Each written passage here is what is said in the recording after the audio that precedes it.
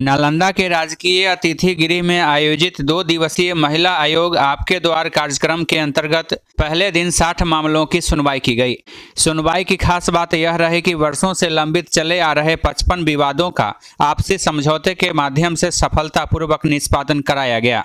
इससे पीड़ित महिलाओं को उनके गृह जिले में ही त्वरित न्याय मिल सका। कार्यक्रम के दौरान बिहार राज्य महिला आयोग की अध्यक्ष एवं सदस्य साधना देवी की 2 सदस्यीय टीम ने जन सुनवाई कर आयोग के त्वरित एवं प्रभावी न्याय के संकल्प को साकार किया।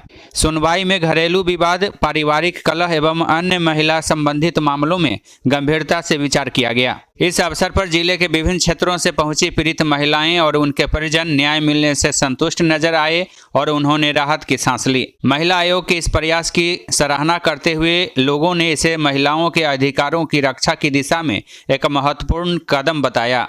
A to Z news live के लिए दीपक कुमार तिवारी की रिपोर्ट।